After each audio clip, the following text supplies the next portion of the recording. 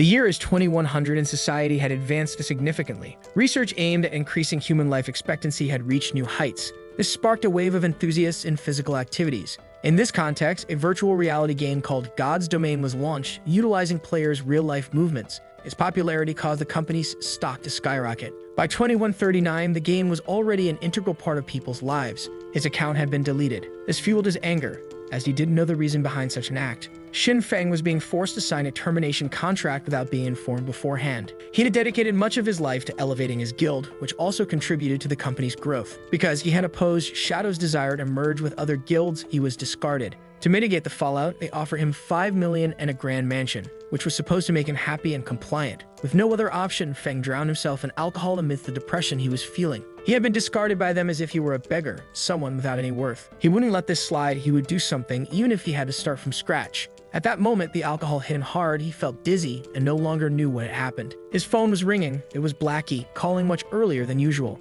Answering the phone, he saw that Blackie was very excited about a recruitment event Shadow was holding at their school. Feng thought it was a joke, since his most recent memory was of being fired. Gripped by a sudden realization, he let his phone fall to the ground, shaken. He needed to look in the mirror to see himself, while Blackie stayed on the line, thinking his friend had overdone it with alcohol. Finally, Feng noticed he looked much younger. He grabbed his phone again, and the opening screen confirmed the year, 2129. With no apparent explanation, he had gone back 10 years into the past. This wasn't the type of second chance he had been hoping for. Now those who betrayed him would face the wrath of his revenge. Blackie was still excited, wanting them to quickly sign up for the guild selection. He was soon surprised to find that Feng no longer wanted to take the exam and instead planned to start his own guild. Feng knew that in the coming years, Blackie would become an excellent manager and had only joined Shadow to support his family. Blackie pointed out that there was a massive market barrier for them. They needed a lot of money, which they didn't have. Feng refused to sell out to Shadow again and didn't want to sell out to anyone. Disheartened, Blackie said that with the money they had, they wouldn't even be able to afford basic equipment. Feng remembered that there was a discount for university students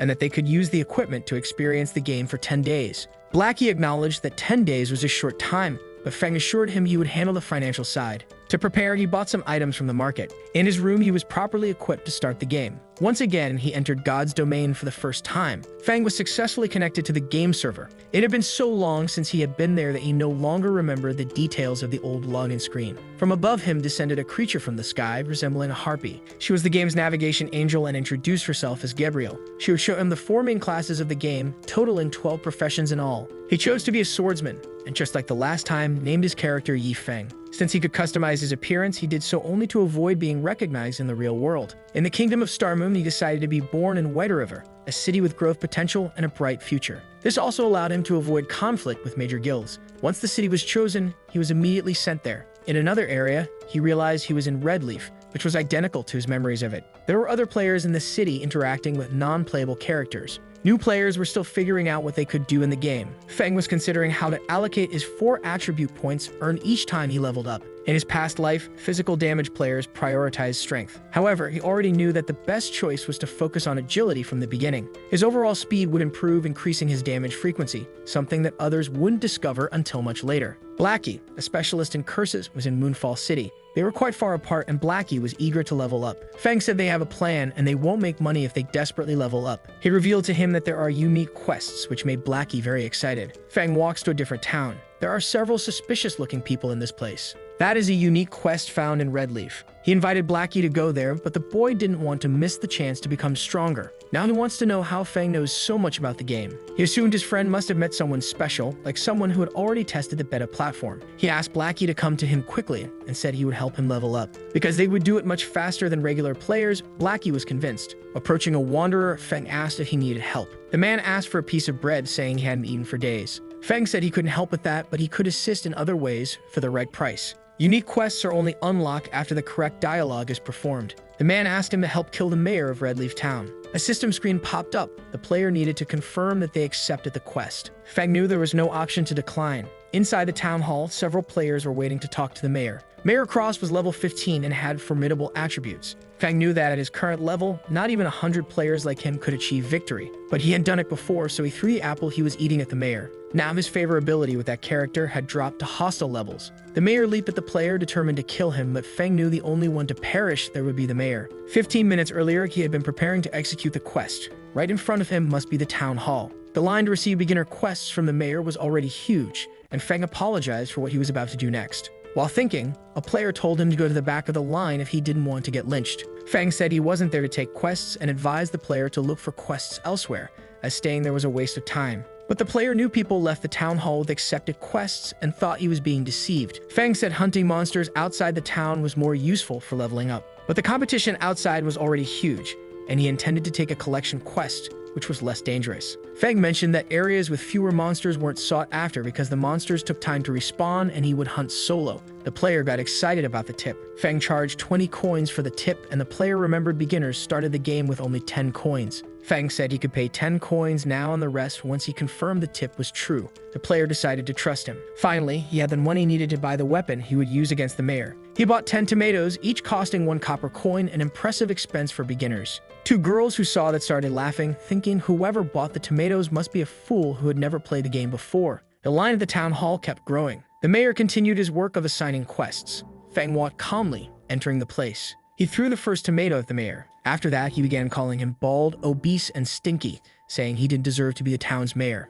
The mayor was already burning with rage from the insults and being hit with a tomato. It didn't take long for him to get hit again. Feng was emptying all the tomatoes he had, throwing them at the mayor. The other players were shocked by such absurd behavior. The mayor now considered him an enemy and was seething with fury. That was what Feng had been waiting for all this time. The hall was filled with an ear-splitting roar of rage. Hostile, the mayor charged at Feng, who barely managed to block the attack. Even though he blocked it, it was almost a fatal blow. Some players admired the skill of the young man who survived using a beginner's sword. Furious, the mayor began to change appearance, revealing himself to be a werewolf. Still determined to kill Feng, now the players were scared to discover the mayor's true identity. The creature charged furiously, determined to end his provocateur. The guards immediately reacted as there was a hostile creature in the town. Attacking the mayor would have made the guards attack Feng, but by provoking him, he revealed his identity, causing the guards to immediately retaliate. A brutal fight ensued, and the creature stood no chance. Other players decide to join the guards' assault, thinking about the experience they might gain. A barrage of attacks ensues.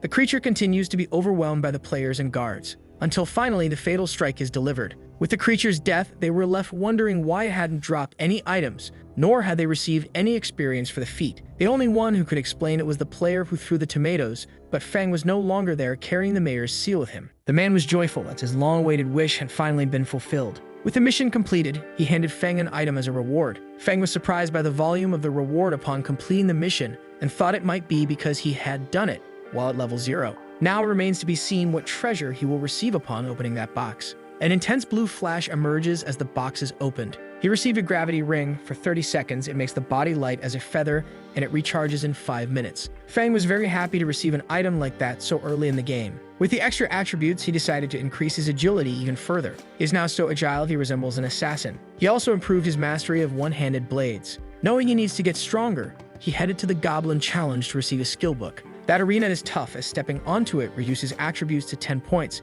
Completing it seems impossible, not to mention that each attempt has a cost. No player has passed the goblins yet. Upon respawning, one player said he almost made it and wanted to know if his friend had any extra money. But they had already given everything they had.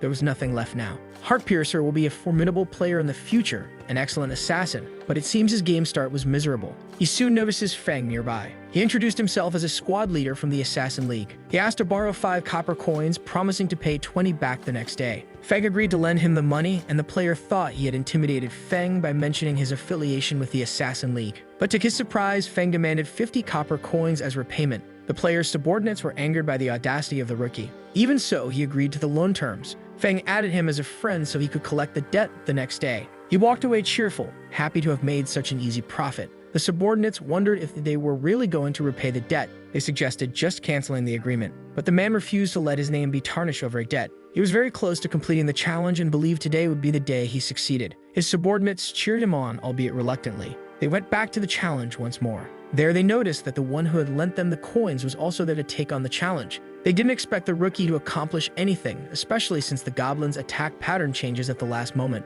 Feng was being teleported and the challenge had begun. The loud cracks signaled the start of the attempt and he sprinted forward. On the other side, the goblins began firing. Feng ran toward them as the goblins adjusted their aim. He managed to dodge their shots as he approached. The group watching was amazed at his performance, and their leader speculated that the player must be an athlete or a martial artist. It was as if he were already a veteran. He was definitely not an ordinary guy. The leader even began wondering if he could move as fluidly as this rookie. However, he knew the real challenge would arise at the 15-meter mark. Feng reached this distance and the goblins were already prepared. The creatures began executing their new attack pattern against him. Several bullets flew through the air. Feng felt it was time to showcase even more of his skills. He quickly drew his sword as he continued advancing. The players watching from outside laughed, thinking he intended to block bullets with a sword. To their utter surprise, that's exactly what he did. Feng pressed on with determination. Now the players were questioning if he was even human. With the sword in his hand, no attack could reach him. Upon reaching 25 meters, he was on the verge of completing the challenge, which frustrated the leader. Even though the game was new, there was already a player capable of predicting bullet trajectories and beyond that, blocking them with his sword. His control over his character was incredible. From outside, Heartpiercer warned him to be careful. The goblins now had even larger weapons with a much faster firing rate. The machine guns began to sing the song of their people. That volume of firepower is definitely no joke. One of the goblins notices the player coming toward him, sword in hand. Feng manages to keep defending himself using only his blade. After that, an explosion occurs, leaving the other players impressed. Feng jumps over the debris and moving forward. He managed to reach the end of the course in just 14 seconds. The goblin congratulated him for completing the challenge at the bronze rank. He was the first player to finish at that rank and received 1 silver coin and a swordsmanship skill. Outside, the players are celebrating his achievement. The Thunder Flash skill delivers 3 consecutive attacks with increasing damage on each strike. It's a very good skill to have early on. Swordsmen focus on single target damage, and this is one of the few skills that can be used in an area. Behind him are 3 players completely astonished. Feng said he was leaving and stated he would collect his debt the next day. The henchman considered attacking this player to steal his prize. He reprimanded them, saying they should befriend someone with such potential, not the opposite. With the talent book in hand, it was time for him to start training. Some players were gathering a group to explore the forest. Feng spent 20 coins to buy an explosive fruit. He needed to hunt a few more monsters to earn more money. The recommended level for the forest is level 1. Observing the team next to him, he saw 2 warriors, a damage dealer and a healer. Although the total experience is shared, hunting this way is much safer and more efficient. Dying in the game results in losing items and levels as well. One of the players antagonizes Feng, warning him not to steal the spot they claimed. He left knowing he needed to gain more experience, heading to a place with level 5 creatures. But he decided not to attack bears as they have high stats and call their mothers when in danger. Seeing a forest wolf, he decided it would be his target. One alone would be easy. The problem would be if the wolf's den was nearby with more creatures. His attack was aborted as the ground beneath his feet suddenly gave way. He fell in front of the entrance to a cave. Looking behind, he saw several glowing eyes. The worst-case scenario had come true. A wolf den was near his location. Feng ran desperately to avoid engaging in combat with the creatures. The wolves were very fast and resilient. He had to take evasive measures to keep dodging their attacks. Using the ring's ability, he reduced gravity's effects on his body. This allowed him to sprint away at high speed. After running for some time, he managed to escape the creatures, reaching the central mountain range where a hidden chest was located. Since he was already there, he decided to collect it. He walked toward a waterfall. This must be the place. Without a way to climb, players can only do so after reaching 40 agility points and acquiring a skill called floating steps, but he had the gravity ring. With a few jumps, he was almost at the top. He managed to reach his destination without much trouble, until he was surprised by a massive stone hand. This was the creature he had been waiting for. The golem fully emerged, but Feng was unfazed by its presence. This was a level 5 rock giant. Feng already had an item prepared specifically for that creature. From his inventory, he pulled out the explosive fruit, which reduced movement capabilities. He had to dodge the monster's first attack. In the process, he threw the fruit he was carrying. An aura began spreading the item's effects, and the giant started to become immobile. This was the window of opportunity he had been looking for. With precise strikes, he began attacking the creature, unable to defend itself. Its stone body was being carved by the sword, until its resistance was entirely depleted. This was the ideal scenario to increase his proficiency, as this strategy combination was very safe. While he was thinking, he had to dodge another monster's attack. The creature continued attacking and Feng dodged, using his great agility. Gaining space with the dodge, he had an opportunity to strike, delivering precise cuts to the rock giant's body. With the victory, he obtained an item, a cloth shirt. Still thinking, he heard noises coming from a direction and saw bats flying in the sky. Then he managed to spot a cave in the rock. He decided to enter and explore the place. Inside the cave, he saw several blue crystals and bones scattered across the floor. Among them, an enormous stone monster, level 6. As if that wasn't enough, it was also an elite monster. Feng reacted first and began unleashing his attacks on it. Furious, the monster calls the human an insolent creature, destroying the cavern floor with the first of its strikes. Feng is pensive as his enemy has many hit points, something potentially problematic. Their battle continues with the creature enraged. Feng is agile and has already managed to approach safely. Skillfully, he positioned himself behind the monster. With great agility, he delivered a large sequence of attacks.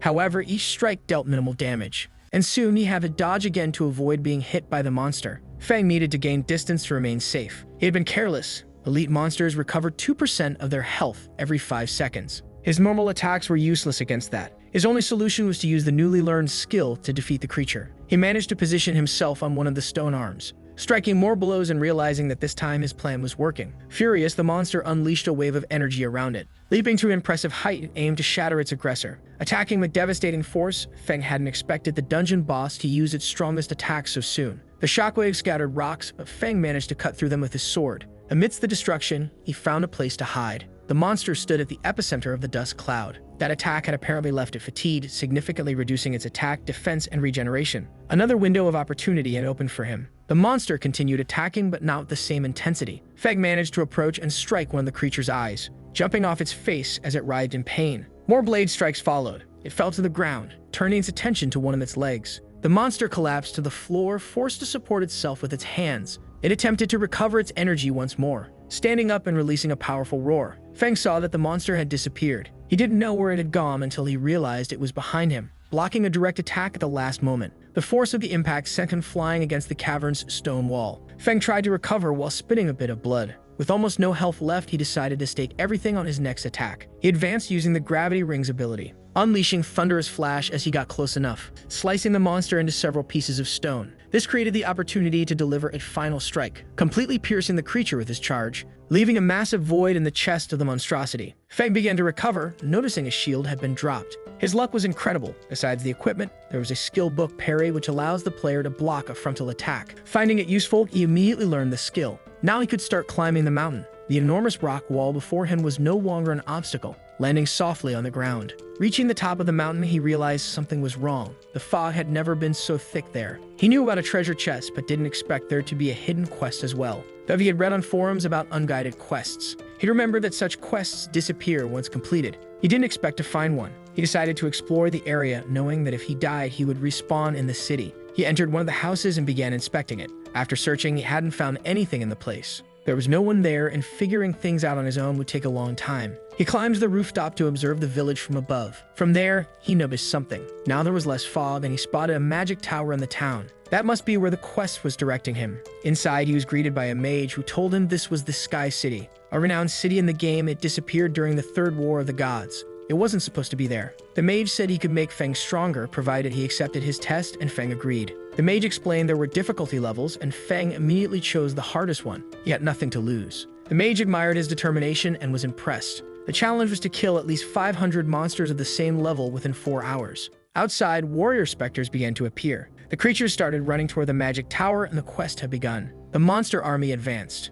If he wasn't careful, he would be eliminated quickly. As an experienced player, he already had an idea. At that point on the stairs, only 2 monsters could pass at a time. He could trap them there. The battle finally began. Slowly, the mission's progress keeps advancing. He continues fending off the creatures that attack. The more time passes, the more creatures are obliterated. With them stuck in that passage, reaching the 500 creature mark wouldn't be difficult. But to his surprise, there were assassins as well. Much more agile, they managed to climb through other paths. Feng was now surrounded on both sides. He had to react quickly to preserve his health. Being skilled, he managed to do it with extreme mastery, defeating the monsters trying to take him down. After much fighting, he suffered his first hit, which took away a significant portion of his health, but he soon countered and took down the creature. On the ground, more specters awaited. The last 100 monsters were much more agile, but also much more fragile. The challenge was facing so many at once. This pushed his skills to their absolute limits. Feng descended upon them, making his blade sing the sound of his people. The battle seemed to have come to an end. He had defeated the 500 creatures, but he was utterly exhausted. The mage appeared and said his performance wasn't bad at all. Completing the mission, he received a gold chest and the title 1 against 1,000. Equipping the title reduces 5 strength and endurance, but grants a 10% blessing to allies. The mage departed, but Feng wished he could have asked him a few questions before that. A teleportation portal returned him to the city. Falling from the sky and startling nearby players, Feng didn't want to return to Red Leaf just yet. He couldn't let anyone else claim the gold chest he had fought so hard to earn. Finding a secluded spot, he decided to open the gold chest. As he opened it, a golden light emanated from its interior. The items inside surprised him. He was now in possession of a magical weapon. They greatly enhanced the player's strength, but may have recoil effects that harm the user. Knowing this, he chose not to bind the item to himself and stored the skill books. He headed to the Black Moon Valley. There he could lease the forge and gain even more levels. Not to mention, it was a good opportunity to sell extra items he carried and anything surplus. He began announcing that he had excellent items for sale. Some players couldn't believe such good items were being sold. Most of them had beginner equipment, but there were already bronze items available. One player tried to negotiate a discount, but Feng refused. Blackie called him, saying he tried to reach him earlier, but couldn't. He was still behind others in level, but Feng told him to head to the central square, promising to help him with that. Flaming Tiger, a leader from Shadow, arrived and said they would take everything being sold there. He approached Feng and asked if the items belonged to him. Feng had been used as a disposable pawn by him in his past life, and now he sought revenge. Flaming Tiger offered a silver coin for all the items, but Feng promptly refused. This only made the arrogant fool immediately angry. Apparently, he would always remain a malicious idiot, unaware that fights in the city always end poorly for players. Brandishing his spear, he prepared to attack Feng. Before the conflict began, a man from the Assassin's League arrived, interested in the bronze shield. He recognized Feng and said he would buy everything for 24 silver coins. Feng liked the offer and forgave a 50 copper debt, adding him as a friend. Amid the crowd, Blackie also arrived. With his friend's arrival, he bid farewell to the buyers. One of them lamented this as he wanted to chat a bit longer. Feng said they would hunt monsters in the Black Moon Valley, which greatly alarmed his friend. The monsters in that area were level 4.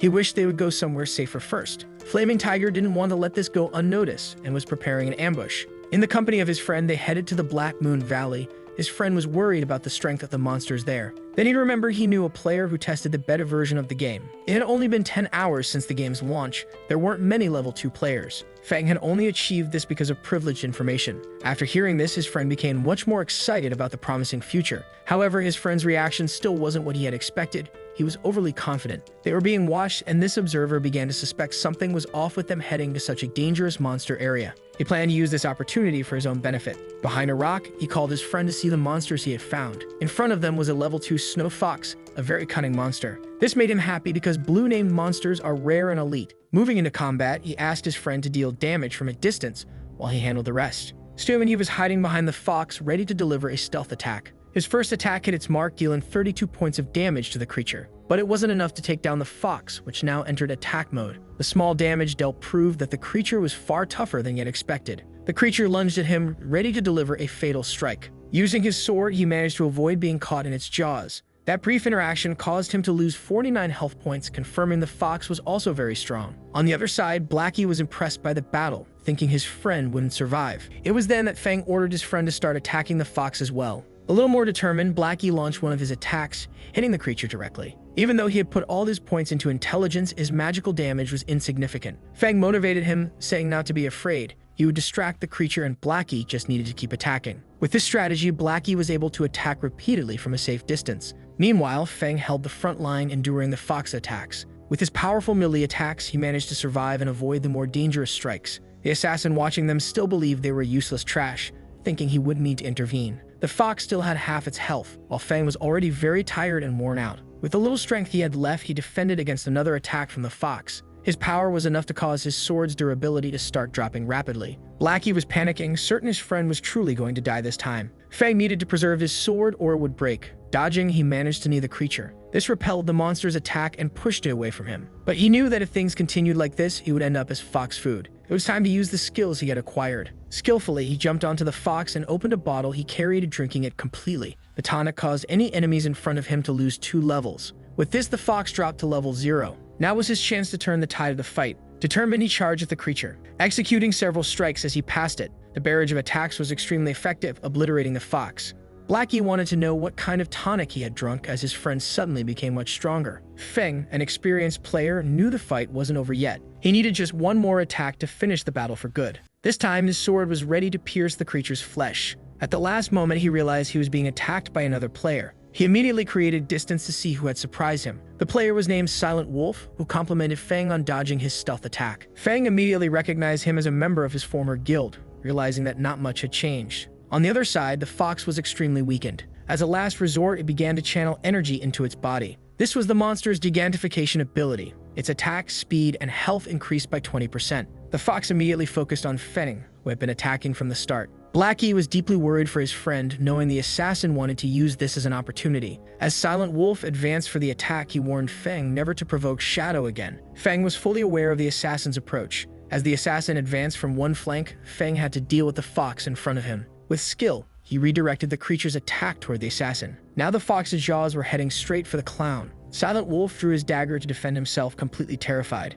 The creature's mouth closed around him as if he were a small snack. The fox spat him onto the ground like trash, while the assassin tried to make sense of what had happened. Even Blackie, watching the fight, didn't understand what he had just seen. Once again, Feng told him to focus and get back to the fight, which wasn't over yet. Thus, the two refocused on the fox that needed to be defeated. Finally, they managed to overcome it, earning 10 experience points for the victory. One of the items obtained was a common wooden staff, an item usable by mages. He offered it to his friend as the staff was of no use to him. Blackie was embarrassed because, without Feng's actions, they wouldn't have been able to defeat the fox. He reiterated that the staff would be much more useful in the hands of a curse specialist than in his own. Therefore, the best course of action was for Blackie to accept the item gratefully. In the city, Flaming Tiger was furious because the assassin had failed his mission. Knowing his boss to be a ruthless man, the assassin decided not to reveal he had been killed while setting up an ambush. He claimed to have encountered a rare monster in the forest and was surprised by Feng while trying to kill it. Since there were two attackers, he couldn't do anything and informed Flaming Tiger that they were now heading to Black Moon Valley.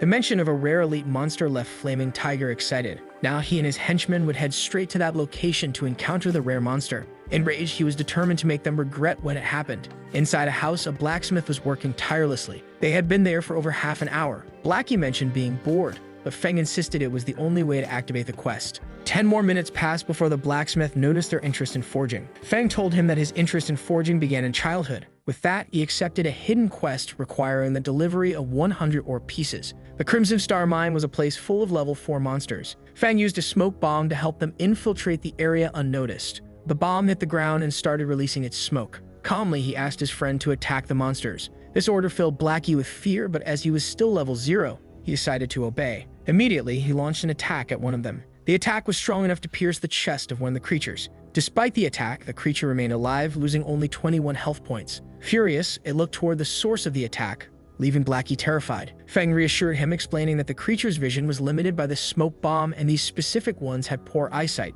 As long as they stayed about 30 meters away, they wouldn't be attacked under any circumstances. The beast roared angrily, unable to determine who had attacked it. From a safe distance, Feng encouraged his friend to continue attacking. This time, Blackie focused much more energy into his attack, landing a massive volley of blows on the creature. Finally, the creature fell dead to the ground, while its companions seemed to ignore what had happened. Now much more excited, Blackie realized leveling up this way was far easier than he had imagined. He continued delivering devastating attacks on the creatures, who couldn't pinpoint the source of hostility. Filled with joy, the experience felt like a target shooting game. It didn't take long for the area to be filled with the bodies of fallen creatures. Between waves of attacks, Blackie replenished his mana by drinking potions. Given the abundance of items they had obtained, Feng noted his friend's luck must be extraordinary. But there was no time to stop. They had much more to do. This time, Feng approached the creatures close enough to be attacked as well. In front of them stood an overwhelming number of monsters determined to strike him. They charged furiously at Feng, who used another smoke bomb to protect himself. Meanwhile, his friend could attack the creatures from a safe distance. It was turning to great fun. After some time, they had new items. Blackie had reached level 2, while Feng had advanced to level 3. Blackie informed his friend that he had obtained a bronze-level armor Feng had been needing. As they talked, they realized they were under attack. Their assailants aimed to take down the curse specialist first. Feng became extremely worried about his friend's safety. They had indeed been caught off guard. The assassin and his henchmen managed to inflict significant damage on Blackie. However, it wasn't enough to kill him, and Blackie quickly recognized his attackers. Completely enraged, he resolved not to go down alone. He would at least take someone with him. The assassin was confident he couldn't be defeated by someone as mediocre as a curse specialist. To his great surprise, he was nearly sent to the respawn area in a single attack. Even Blackie had realized his attacks had become so powerful. The assassin tries to rally his companions, knowing their target has less than half his health left. They just need to coordinate. Rushing into the attack, he assumes the damage output comes from the player's equipment, not his level. This leaves him unnerved because he no longer knows what to do. A whirlwind of slashes occurs, completely overwhelming the attackers. Once again, he was obliterated by the same person, unable to believe the massive damage he had suffered. Feng had taken down 3 players as if they were weaker than the monsters. Blackie was now completely amazed at the strength his friend had achieved. Charging toward them, the arrogant leader advanced, refusing to believe the assassin had been defeated despite their numerical advantage. He ordered his lackeys to attack the 2 of them, declaring they would learn what happens to those who anger an arrogant fool. Before they could get close, Feng used a smoke bomb that blinded them. This was the opportunity they needed to begin their strategic retreat. This didn't anger the fool, who decided not to pursue them, thinking the area was perfect for gaining some levels. The lackeys were frightened because they knew this was a level 4 creature zone. Angrily, he explained what the player had done to the creatures amidst the smoke and said they should learn by watching as well. He ordered his warriors to lure the creatures into the smoke cloud while ranged attackers prepared to finish them off. Despite everything, the fool was an excellent strategist and his lackeys claimed he would soon become a great player. This method of gaining experience was easy and safe, promising significant growth for their guild. The fool dreamed of one day becoming the guild leader because of this. Rare items continued to drop as he encouraged his soldiers to keep fighting relentlessly. Lackey asked his friend if they would let things remain as they were or retaliate somehow. Feng said they would do nothing for now, as it was time for the others to learn more about the game. After a while, the smoke finally cleared. Now the creatures could clearly see their attackers, and they were far from pleased. Their eyes glowed with hatred as they identified their next victims. The creatures' eyes burned with fury. They wouldn't let any player leave alive. The lackeys were now genuinely terrified. The first creature leaped at them, charging full of rage. Its initial strike was devastating, almost slicing one of the lackeys in half. Smelling blood, the other creatures joined the fray for their amusement. These monsters were formidable warriors, and their axes thirsted for blood. Desperate, the fool ordered everyone to run and escape immediately. However, most of his lackeys had already been sliced apart. One hit from the creatures was fatal. They had worked hard to reach level 2, but all would be in vain as they would drop back to level 1 upon death. The beast howled in rage, summoning even more creatures. A swarm of monsters pursued the fool as he tried to flee. Narrowly, he avoided being obliterated by an axe strike. The fool ran with all his might, determined to survive. Exhausted, he paused to catch his breath, having escaped the horde of enraged monsters. To his shock and utter displeasure, he found himself face to face with someone he didn't want to see, Feng, who asked what he was doing alone in such a place. Consumed by hatred, the fool attacked, convinced Feng had set him up. His powerful strike shattered the ground but failed to hit his target. Before he could figure out where Feng had gone, he was brutally struck in the back with a perfect slash. Mockingly, Feng told him he needed to work on his aim as he had been behind him the whole time. Reacting quickly, the fool attempted another axe strike, but missed again. Overwhelmed by rage, he promised to kill Feng so many times that he would never escape level 0. But no matter what he did, none of his attacks could land on Feng. It didn't take long for him to become completely exhausted from so many failed attempts. Provoking his opponent, he called him a coward for always dodging. Taking the bait, Feng said he would stand still this time. Seeing his opponent's arrogance, the fool charged in fury to end the fight. However, he was struck by a thunderous flash, which tore through his body completely. The fool felt the damage accumulating throughout his body. As Feng approached, he said he had promised to stay still, but hadn't guaranteed he wouldn't attack. As the fool vanished, Feng thanked him for gathering all those minerals for him. He vanished, swearing on his life that he wouldn't forget what had happened. As part of the penalties, he lost 100 proficiency points in all skills and was reduced by 1 level. Upon returning to the city, he asked his henchmen to check their inventories to report the total losses. The same was done by the fool, who searched his inventory window for a specific item. Realizing that the skill book he had obtained was lost with his defeat, filled with rage, he declared that they would return to that place immediately, refusing to let the book remain in Feng's possession. In the midst of his fury, he received a call. He wanted to know who dared interrupt such an important moment. It appeared to be a superior from his guild, as he answered with great politeness and respect, only to be harshly reprimanded for his temper. Zhang informed him that he was no longer a squad leader and warned that if he wasn't at level 2 upon arriving in the city, he better not bother playing the game. The call ended abruptly. This only fueled the fool's anger further, as he blamed Feng for everything. After gathering the ores, Blackie mentioned wanting to see the expression on the fool's face right about now. Skill attained. Wind Blade unleashes a flurry of short attacks while increasing attack and movement speed. Perfect for suppressing ranged attackers since it deals damage and boosts the attacker's speed. Blackie wanted a skill like that too, and Feng remarked that they would have to wait for the fool to return. He added that it was his first time finding a rock like this with a very dark green color. It was a very rare star crystal with a 1% appearance rate. Immediately, Blackie thought he had a treasure in his hands. Feng explained that for now, it was worthless, but would become valuable in the future. Unfortunately, his friend wouldn't understand the reasoning. Understanding just enough, Blackie decided to keep the stone until it gained value. They returned to the blacksmith, who praised the work they had done gathering all the ores. That had been the first stage of the quest. Now they needed to prove they were truly strong men. A hidden quest had been discovered. They had 1 hour to defeat the kobold boss. This was different from Feng's past life. He had never heard of a second stage for this quest. He knew the boss was a level 5 creature, as strong as a dungeon boss, requiring an entire team. He told his friend that they had received a reasonably difficult quest to complete. Blackie encouraged him, saying any quest was easy as long as Feng was the team leader. Feng reminded him that moments earlier, Blackie had doubted the information he provided. Once again, they headed to the mine, this time to complete the second stage of the quest. Prepared, it was time to start hunting once more. Feng charged forward with determination, ready to eliminate the cave's creatures. His barrage of attacks wiped out multiple monsters at once. Meanwhile, his friend provided support from a distance, taking down other monsters. Although strong, the creatures were numerous within the cave, forcing them to stay completely focused and immersed in battle. After some time, all that remained were bodies sprawled across the floor. Blackie found the fight surprisingly easy until Feng warned him that they hadn't yet reached the main part of the quest. A tremor began to spread through the cave. Blackie was certain that the dungeon boss was coming toward them this time. Its powerful steps sunk into the stone floor. Gazing at the massive creature, Feng declared it to be the main part of their mission. Blackie was terrified by the level 5 boss with over 2,000 health points and a regeneration ability. Feng noted that this special quest had a time limit, and they had less than 20 minutes remaining. The creature's boss began roaring furiously inside the cave. The mage doubted they could win, convinced that a single attack would be enough to kill them. He added that the consequences of failing the quest were even worse. Feng extended his hand toward his inventory,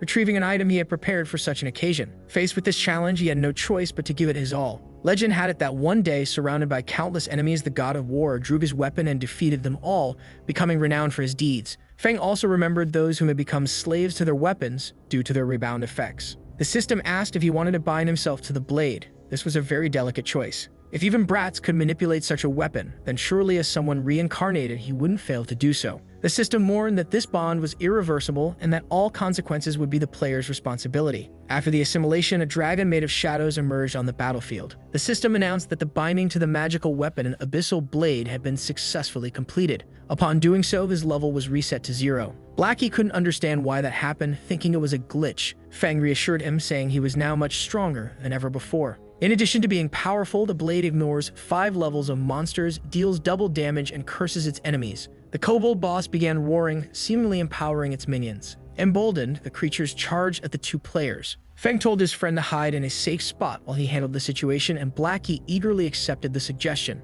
The player was ready to start slicing through the creatures as soon as they got close. He wielded his magical sword, prepared to defend himself immediately. As soon as the monsters entered his attack range, they were sliced apart as if made of paper. Blackie was utterly astonished by the strength his friend now possessed. It didn't take long for the boss to join the battle, forcing Feng to dodge an attack. The creature's gaze wasn't just hateful, it looked like it enjoyed using glitter bombs too. Despite being enormous, its attacks were quick, nearly splitting Feng in half. Blackie was horrified by the unexpected outcome. However, this was an ability Feng gained from his new sword, Phantom Death, which created a controllable clone. The dungeon boss realized and had struck a distraction, seeing that its true enemy was still alive. This time, Feng charged forward, determined to slice through the monster. Unleashing Wind Blade against it, he dealt over 100 points of damage in a single strike. He then launched a barrage of slashes, dealing continuous damage. But his attack turn wasn't over yet. Dancing around the boss, he delivered devastating, thunderous flash strikes. After this relentless assault, the creature's health was reduced by half, and the battle shifted direction, as it endured the one-sided beating. One of the creature's abilities activated,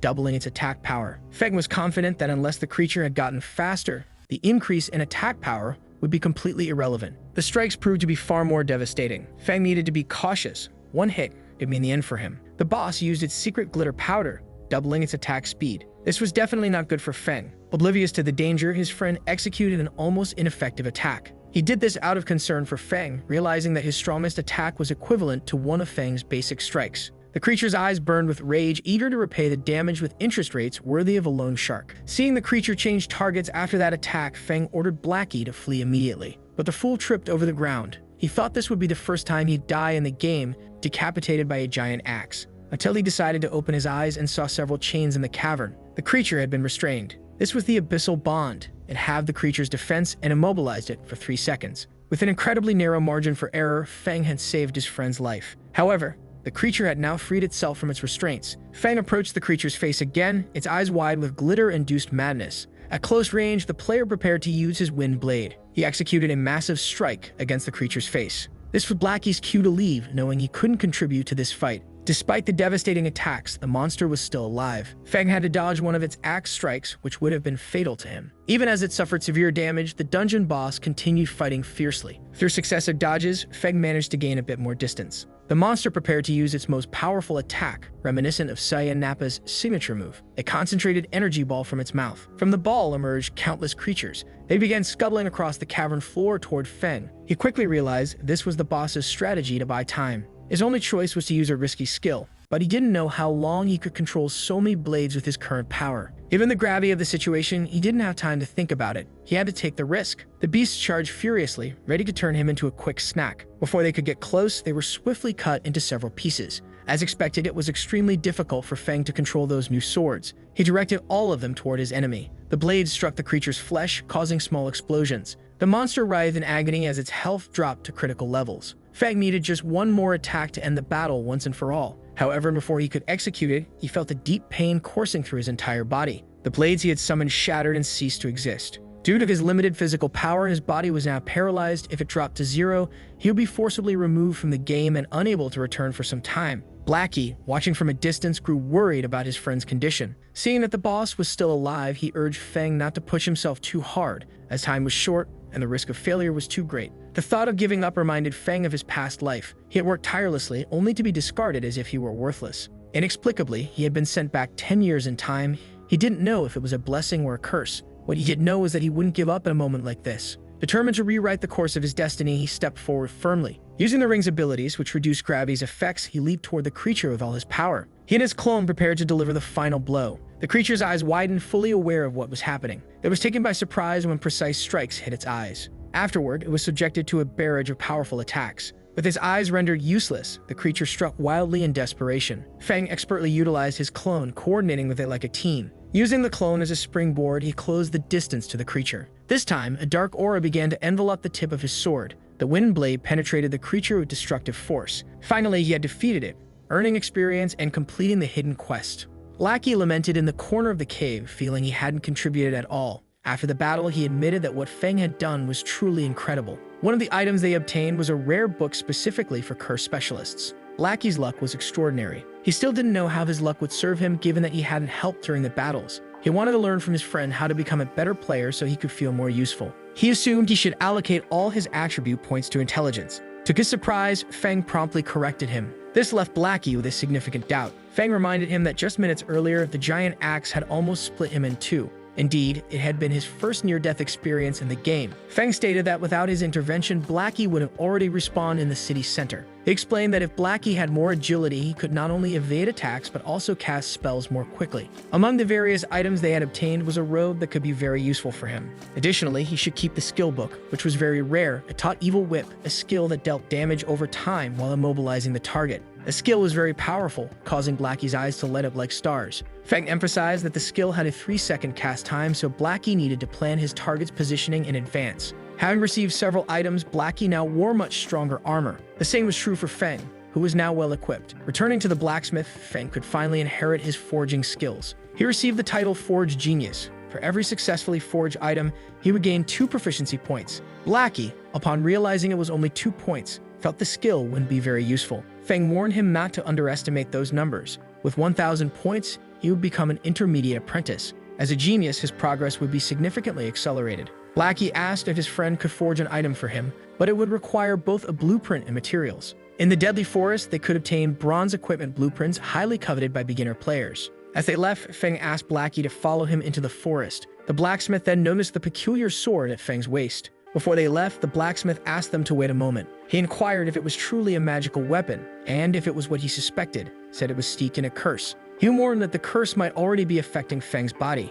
Despite his vast experience, this was the first time the blacksmith had seen such an item in person. Excited, he asked to examine the weapon up close. Feng thought this might be a hidden quest in the game. He allowed the blacksmith to inspect the item. It had been forged by a renowned craftsman using a dragon's fang. Among the 36 famous swords, this one was number 31. Occasionally, it could impose a severe penalty on its wielder, permanently halving your attributes. The curse's side effects had already started spreading through Feng's body. Moreover, there was no way to break the curse. There was a method to weaken it, but it required something of immense power. The only items capable of resisting the curse were lucky stones. Unfortunately, these were incredibly rare. Surprisingly, they already had one such stone and Blackie had it. Initially, they had called the item a star crystal, unaware of its unique effects. Hearing this, the blacksmith was very impressed with Feng. In his previous life, those stones eventually became so valuable that they turned into a parallel currency within the game. With the necessary materials in hand, the blacksmith was eager to work on the magical weapon. He began heating the forge. All of his focus was on creating an even more powerful item. The abyssal blade was enhanced and its curse was significantly suppressed. Storing his newly improved item, Feng thanked the blacksmith for his work. Feng received a message from the player who had helped him at the beginning of his journey.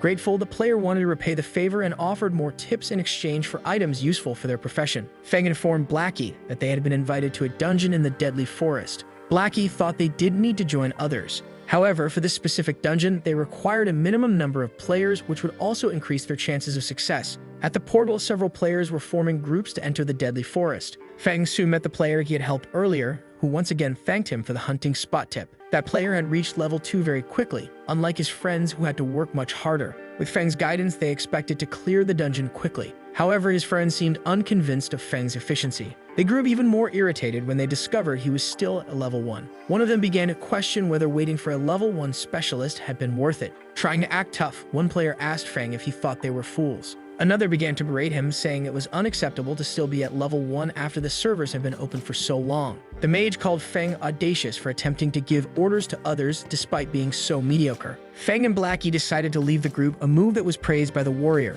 Before leaving, Feng said Lone Snow could join them if he wanted. The decision was his. After a brief thought, Lone Snow decided to give the player who helped him at the start of the game a chance. His friends were deeply concerned, believing he had been tricked by a scammer. However, Lone Snow was genuinely enthusiastic about following this mysterious specialist. Blackie encouraged them, saying they had made the right choice and wouldn't regret it. Feng told his friend to prepare by activating all the special options on his staff. Blackie did so immediately, leaving the rookie even more astonished. Now they were searching for 3 more players to complete their team. One player noticed that the items carried by the cursed specialist were extraordinary. Wielding his expensive staff, Blackie began scouting for team members. Now those who had rejected them were filled with regret. Even though the mage was powerful, they still believed a level 1 leader was useless. With this in mind, they hatched a bold plan to convince the cursed specialist to join their group with an enticing proposal. When they received a quick reply, they assumed they had succeeded, but they were met with a surprisingly sharp rejection. The mage was pleased, relieved he wouldn't have to share any class-specific items. After everything that had happened, the young man became extremely upset with Blackie's refusal to join his team. The players continued searching for members to form their teams. Some used Feng as an example, saying he was just a beginner who would enter the forest only to be killed. Since he was level 1, finding new members was going to be challenging. Feng told Blackie to stay calm, as everything would work out. He noticed the players suddenly began running in a specific direction, as though something significant was happening there. They were completely captivated by the beauty of a woman. Even Blackie was impressed, struggling to believe what he was seeing. A powerful girl with stunning hair and extremely full, perfectly round, symmetrical breasts had appeared. Accompanying her were 2 other equally famous beauties with exceptional skills. All the players were mesmerized by the beauty of Miss Snow. She walked past them, completely ignoring everyone. Feng recognized this player and wondered what she was doing there. The wicked blonde glanced to the side, observing how easily impressed the players were. Blackie was just another among them, caught in the genjutsu of that stunning woman. Feng had to use firm methods to snap him back to reality. The other player's greatest dream was to join this group of beautiful women.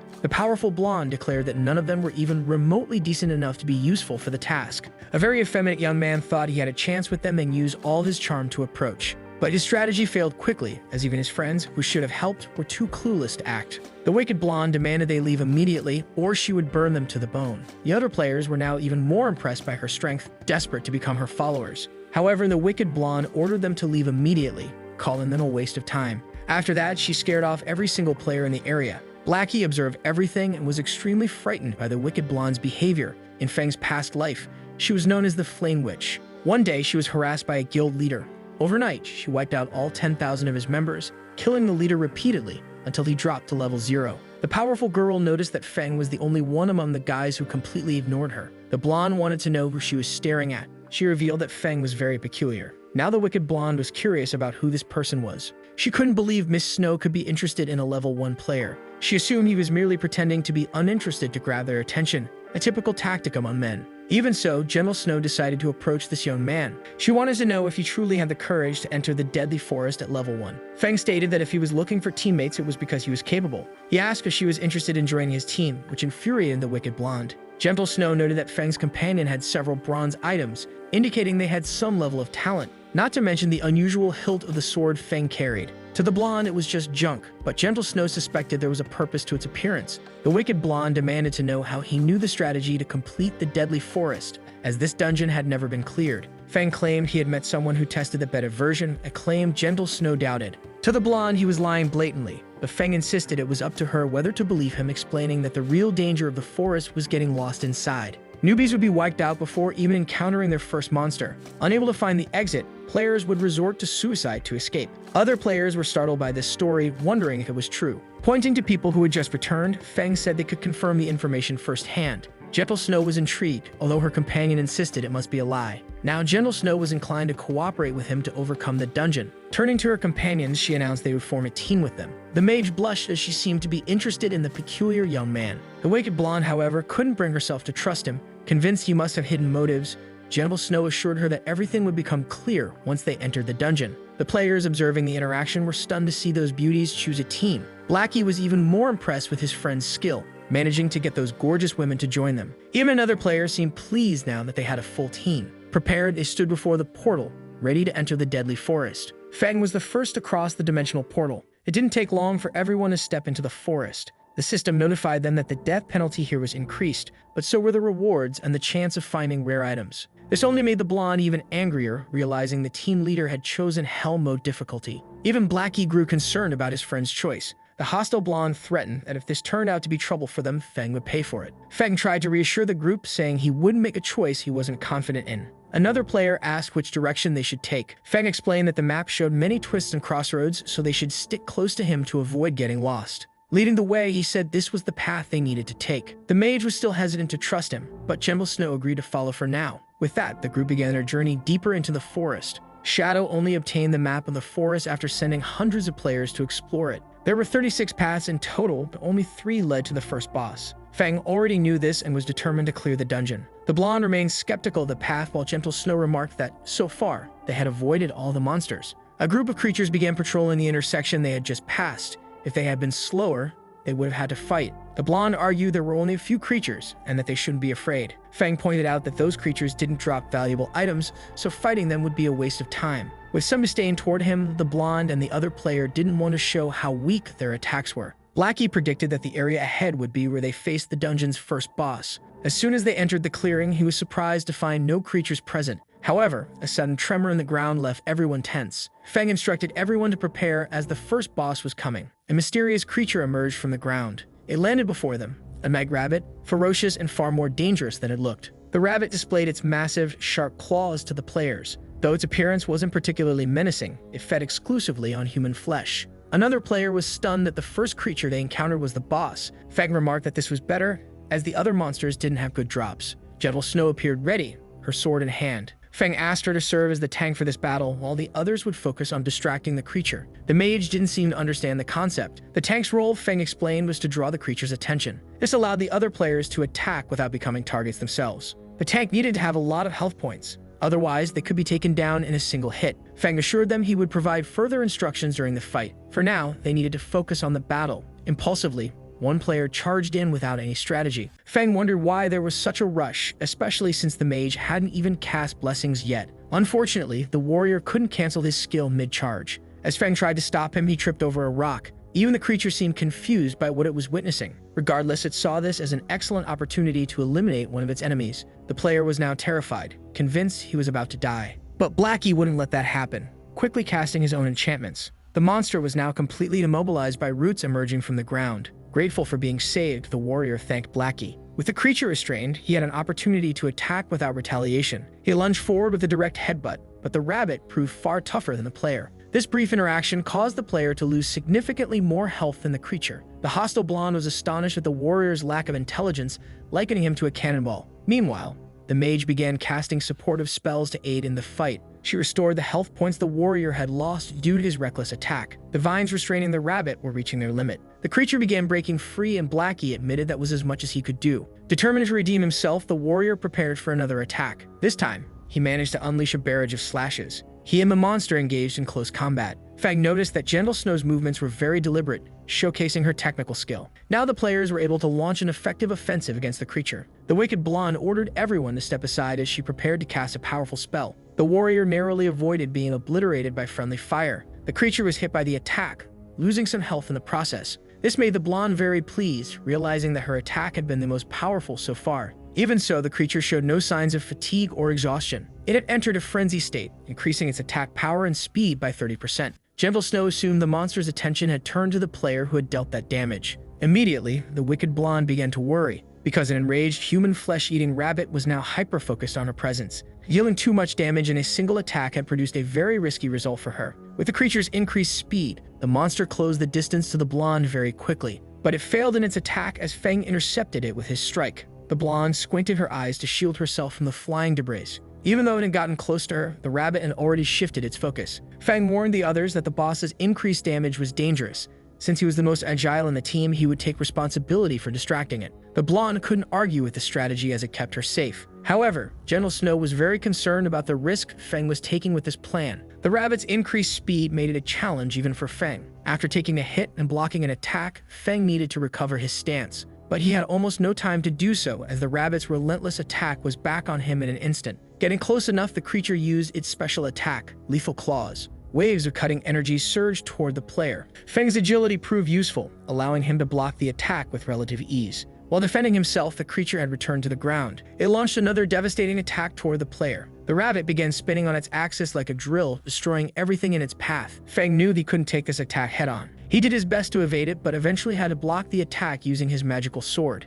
Even while defending, he continued to take continuous damage. With the monster stationary in front of him, General Snow took the opportunity to assist. With a single kick, he managed to launch the rabbit away, giving Feng time to recover. The rabbit started getting up, still disoriented from the blow. During this window of opportunity, the mage cast another healing spell. While being healed, Feng noted that the rabbit was weaker now. Everyone should attack while its defense was lowered. He firmly reminded his teammates not to attract the creature's attention. The blonde said nothing but internally seethed with anger at being indirectly scolded. The team resumed their attacks on the rabbit, whose health was now significantly reduced. They just needed to hold on a bit longer. At this pace, the monster wouldn't withstand their attacks. Feng was preparing to deliver a powerful strike, but the wicked blonde didn't want to be outdone by someone she considered mediocre. She caused multiple explosions to rain down on the creature. Finally, the boss had been defeated, dropping several items upon its death. Blackie assumed that all those items must be very valuable. Feng advised the others to recover before collecting the loot. The girls decided to follow his good advice. Feng noted that the final boss often caught players off guard, but it was possible to defeat it with the right approach. The warrior began to wonder if there were any surprises ahead. The sound of breaking rocks reached their ears. A dangerous creature radiating intense red energy had just emerged. It was an angry werewolf, a level 3 boss. However, the players were ready for it, and the malice in their eyes was evident. This made the boss wonder if something was amiss. Before it could come to a conclusion, the players had already launched their attack. This time, the werewolf was the one caught off guard. Feng led the charge, wielding his sword with fury. A great cloud of dust rose in the clearing. It didn't take long for the boss to be completely subdued. With the victory, they gained more items and skill books. The wicked blonde admitted that those items were indeed very good. Gentle Snow kept her promise, allowing the boys to choose their items first. Feng was very excited because on his first attempt, he managed to design armor. The other guys are also very pleased with the items they got. Blackie immediately equips the items he had chosen. The same is done by the warrior, who learned a new attack. The mean blonde is completely upset, imagining that all the good items have already been taken. However, the mage made a point of reminding everyone that none of them would have been able to conquer that dungeon without Feng's guidance. Solitary Snow was very surprised by what she had received and made sure to thank Feng. Even the mean blonde was surprised to realize that they had received a potion recipe, which is extremely valuable at this stage of the game. Feng stated that their work was also very valuable. Although she said nothing, it was clear from the mean blonde's expression that she now had conflicting feelings toward Feng. Outside, the bystanders were discussing which team would finish the dungeon first, until a game notification appeared congratulating Feng's team for being the first to complete the Deadly Forest. All the players outside could do was stand in shock.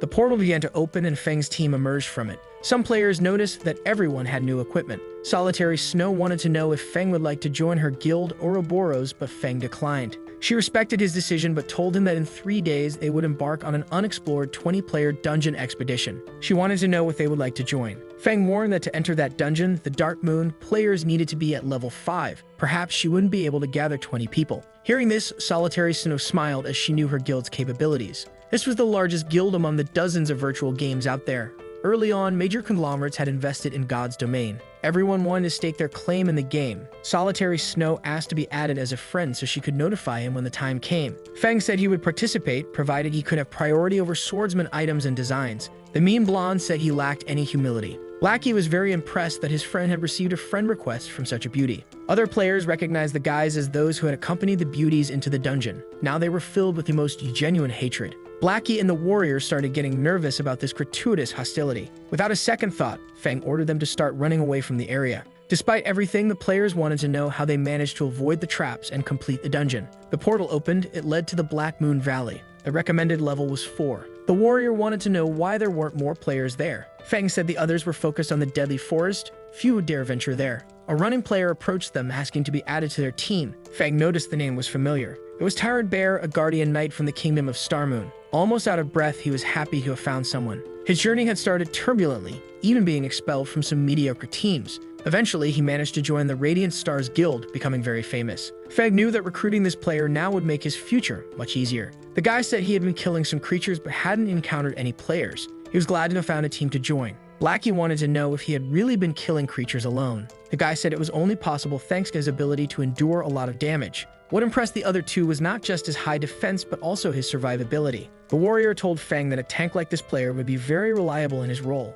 Since Feng knew him from his previous life, he invited the guy to join his team. This made the warrior very happy because he could now focus on dealing damage. The guy noticed they were missing a healer. He said he had a friend, but he was an oracle. The warrior said that was the most useless class among mages, given its low healing capabilities. Feng explained that oracles had high vitality and could convert damage into health, which wouldn't overburden the tank. The oracle was called Sleepy Sloth. He was level 2 and very happy to have joined a team. He had even been considering deleting his account and starting over, but Feng told him the most important thing was the player behind the character. With the team assembled, they prepared to pass through the portal. On the other side, the goblins were talking. They were very excited that players had shown up there. They were eager to start killing. He just didn't expect the tank to possess such an ignorant level of strength and defense. He smiles enthusiastically while using the taunt ability, drawing the creatures toward himself. Meanwhile, the warrior starts dealing damage to the creatures, exterminating several of them with his whirlwind slash. Blackie is also using the ability he had learned, the infernal flames. The poor creatures are incinerated until they turn to ashes.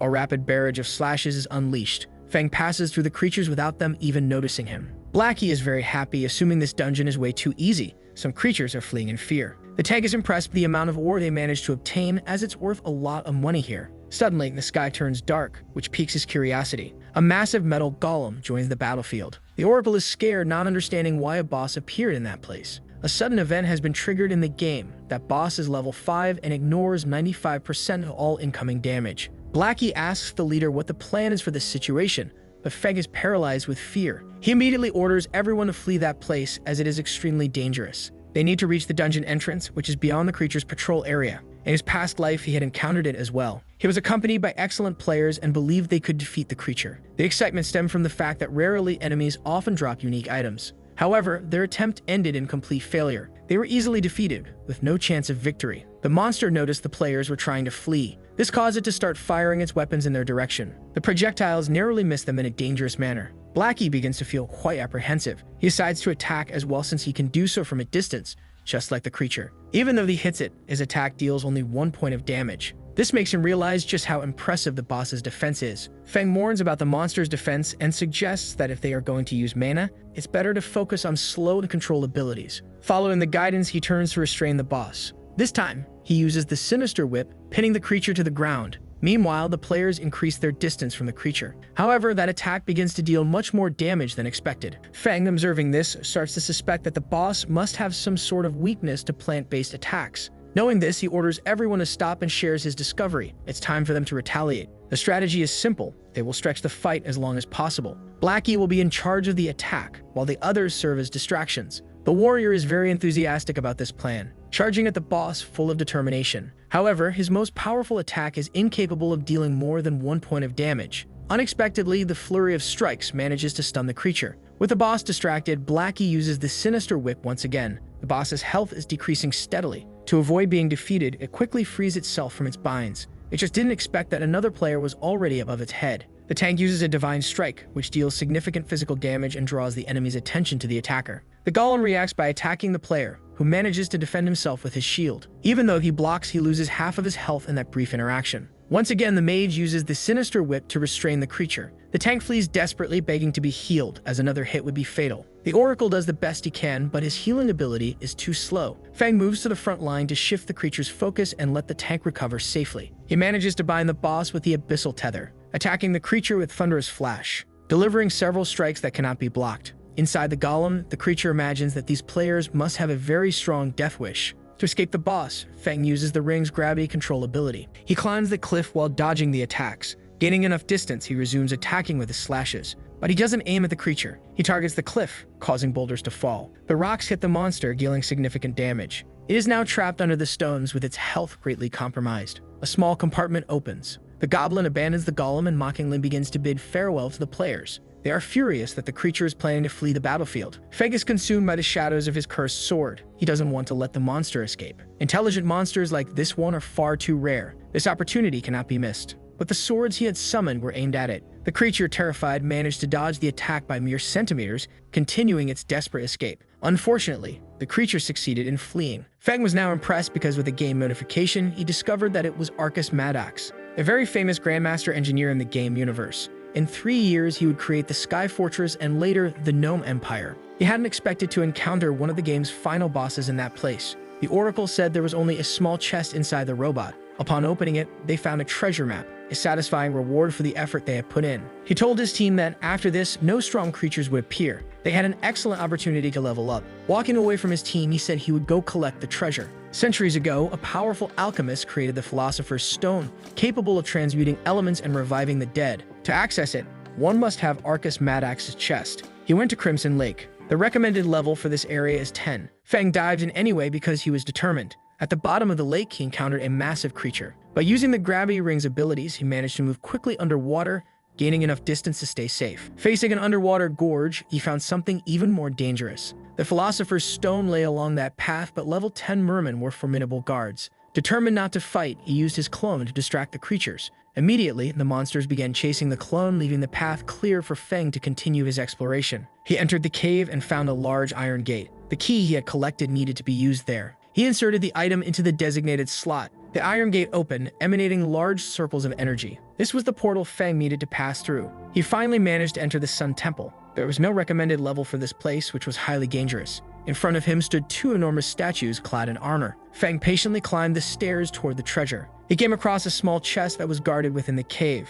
Upon attempting to open it, a bright light began to emerge. Feng was immediately struck by what he saw. In his hands was the Philosopher's Stone, a much smaller item than he had expected. The item was just one of 5 fragments, but it was enough to help him forge equipment. After collecting a fragment, the statues guarding the place came to life. Both were level 100 monsters. Feng knew that with his current strength he couldn't defeat them, but the game developers wouldn't leave him without an option. The skeleton nearby carried a teleportation scroll. This was his only chance to escape. He used the item immediately to return to the city center. To his dismay, there was a cooldown period before the item could take effect. Meanwhile, one of the statues launched a devastating attack toward him. Feng could only watch, completely powerless as his destruction approached. Despite the tension, the teleportation was successfully completed just before the explosion occurred. The destruction was so massive that the mermen realized something had happened inside the cave. Assuming the treasure had been taken, they became enraged. They would now direct their vengeance against humanity. A general game notification was issued. The Merman Uprising had been activated. Interested players should head to the Adventurers Guild to participate.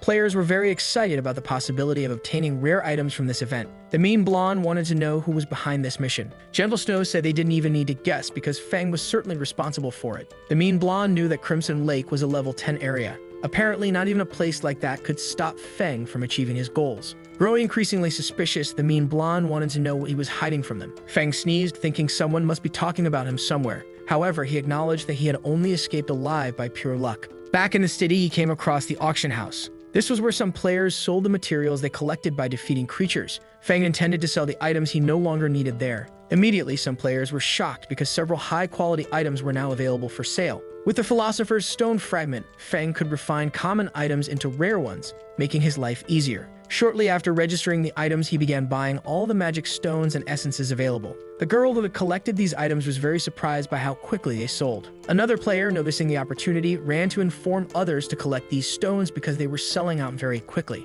Inside the auction house, they want to know who this wealthy person is. Outside, Feng is planning how he will use the Philosopher's Stone. Using a few coins, he managed to rent the forge for 1 hour. The place looks abandoned. The available tools are all of low quality, but this is all he can get for just 10 copper coins. Even so, he begins the refinement process. On his first attempt, he feels apprehensive as he fails. Even after failing, he decides to keep trying because he knows he will succeed soon. He tries a second time but fails again. After failing repeatedly, Feng acknowledges that his luck is very poor, or perhaps a single fragment isn't enough. While pondering, he notices a different ore among the materials. Out of all his attempts, only one is successful. That is more than enough to fill him with determination. Gradually, Feng starts increasing his success rate. Even so, the process becomes exhausting for him. His effort proves worthwhile as he manages to gather almost 500 copper ores. Afterward, the time he rented the space for runs out. He was so focused on refining the ore that he didn't have the chance to try forging an item. Additionally, he spent all of his money buying ores until he realized the items he had put up for sale were purchased. Some of the items were quite expensive, yet they were sold. Now he can rent the small forging hall,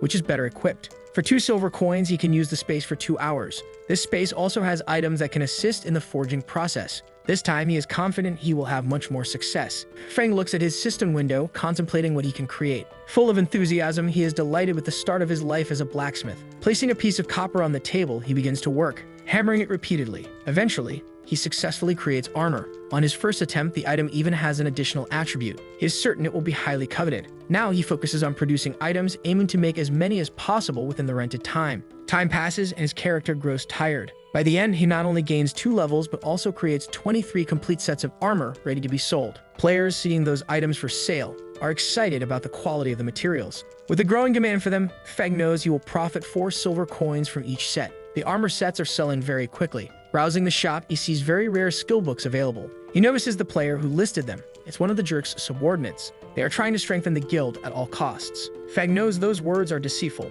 The only thing the jerk is good at is deceiving his subordinates. Now he will buy the skill books with great pleasure. But before doing so, he receives a message from General Snow. She wants to ask for his help with something. Feng finds it odd because he knows it's not like her to make such requests. She needs to borrow money as she is competing with other guilds to purchase equipment. After explaining the situation, she asks if Feng was the one who forged those items. Being a terrible liar, he says no. Ending the call, he tells her he will send her the money. But he is surprised by the girl's intuition. Large guilds have a lot of money. They are competing for the armor sets, causing the prices to skyrocket. A young man says he managed to gather 13 silver coins and is confident he can buy 2 sets. But he takes too long. Each set of armor now costs 9 silver coins. With plenty of money, Feng rents an intermediate forging hall for 10 hours. It seems there is still much profit to be made from this situation. Feng continues working hard in the forge. He becomes so focused that he barely notices the passage of time. In a moment of distraction, he lets one of the materials slip away. The system notifies him that he has created an unknown armor, increasing his proficiency. Now he feels very fortunate for having created an original piece of equipment. This type of item cannot be found in the game world. It can only be crafted. To maintain authorship, he adds his signature to the item. This mark cannot be removed and establishes a brand for his work. Now he can not only sell the armor, but also the blueprint that created it, generating significant profit. Master blacksmiths are highly sought after by guilds due to the unique attributes their items can possess. However, the probability of creating original items is very low. He truly was lucky. Making those armors depleted his materials faster than expected, so now he would put some up for sale. Once again, he went to the auction house. He noticed that the number of players there had decreased significantly. Asking one player, he discovered that another blacksmith was selling items, a cheaper armor with lower attributes, which had eliminated the demand for Feng's items. Dio Striker was the name of this player. In his past life, he was the one who discovered the Master Forging quest. Additionally, he was directly involved in Feng's expulsion from the Shadow Guild. On the game forums, he began to defame Feng's crafted items, which made Feng extremely angry. Since the game was still very new, Feng quickly realized that Dio Striker was losing money by selling those cheap armors. But this time, Feng wouldn't let that happen. He listed his new armors for sale at the same price as his competitor. Acting convincingly, he praised his own shimmering armor as truly fabulous. Some players became upset for having bought the barbaric armor, which had a horrible appearance. Soon, the news started spreading across the server, reaching other cities. Dio Striker felt like a celebrity as he was being sought out by several guild leaders. And for now, he didn't intend to join any mediocre guild. What he wanted was to steal the fame and popularity of the mysterious blacksmith. It was only a matter of time before he would be sought after by the biggest guilds, until he was informed that the guilds no longer had any interest in his items. He couldn't believe what was happening and became extremely angry. Checking for himself, he confirmed that there was no one left there. He soon found out the reason. There was much better armor being sold for the same price. Dio Striker was becoming increasingly furious with the situation. This way, he would never achieve notoriety. In the real world, he was outraged, imagining that the mysterious blacksmith must also be investing a lot of money into this. He was determined to continue the fight because he wanted to see how far the mysterious blacksmith was willing to go. Checking the cost of raw materials, he decided to make some calls, hoping that if everything went well, he wouldn't have to worry about money in the future. He asked the guild leader for a loan of 10,000 credits. After getting the money, he returned to the game forum to make another announcement. This time, he reduced the price of his armor by 1 silver coin. Feng couldn't believe he was still willing to continue this price war, so he did the same. Amid this commercial war, other players wanted to see how it would end, as they were the biggest beneficiaries. When Dio Striker learned that the mysterious blacksmith had also lowered his price, he no longer knew what to do. Continuing to lower prices wasn't a solution. In fact, it was quite the opposite. Even so, unwilling to give up, that's exactly what he did. The barbaric armor now cost 2 silver coins or 30 copper coins. What he didn't expect was that the mysterious blacksmith could do more than just lower prices. With the armor design in hand, major guilds could train their own blacksmiths. Meanwhile, prices kept dropping in the market. The coup de grace was the armor design being put up for sale. Now there was no competing against that. Cornered and burdened with debt, all he could do was leave the game permanently. Rumors spread that Deal Striker's health had deteriorated after being defeated by the mysterious blacksmith. Feng was pleased with the outcome of his actions, as he had managed to destroy one of his enemies from his past life. A woman tripped and fell, spilling the drinks she was carrying. A player told her she must be very foolish. Selling that kind of thing in the game was completely useless. The jerk told her he had already shared his real-world address and would teach her how to make money. Some players strongly disapproved of the jerk's behavior, bullying a girl. Hearing this, Feng went over to confront the guy about what he had heard. He said he would kill the players so many times that he would return to level 0. He also told the others that they were all cowards pretending to be heroes. Feng knew that this girl named Violet Cloud would become one of the greatest allies in the game's future. That was reason enough for him to decide to teach this troublesome player a lesson. In his past life, she had belonged to the same guild as Gentle Snow. Both had left Ouroboros. It didn't take long for her to become an S-tier ally, rising to the top of her class and becoming one of the game's top 10 players. Instead of receiving help like the others, she did everything through her own effort. Feng tastes the juice and says it's delicious while continuing to be provoked by the annoying player. In the blink of an eye, he gets behind him and says he accepts the jerk's challenge. Using only one hand, he forces the player to crouch. Now he is intrigued as the jerk was so arrogant but turns out to be truly weak. Other players want to know how Feng is so strong that he can subdue a berserker. Some warn him that this could attract the guard's wrath. Feng knows his limits and refrains from using any offensive abilities. However, the jerk becomes increasingly enraged at what's happening. Using one of his abilities, he fills himself with fury and strength, shattering the ground around him. Wielding his sword, he delivers a direct attack against Feng, who deflects it without moving an inch. Despite using all of his strength, the jerk is repelled by his own attack. Feng asks if he is starving because that strength is pitiful. Completely humiliated, the jerk loses his temper and charges again. However, a guard appears, saying he will be arrested on the spot for attacking another player in a peaceful area. He will be detained for 12 hours as That's it for today's Epic Manhwa recap. If you enjoyed the story, don't forget to smash that like button, subscribe, and turn on notifications so you never miss an update.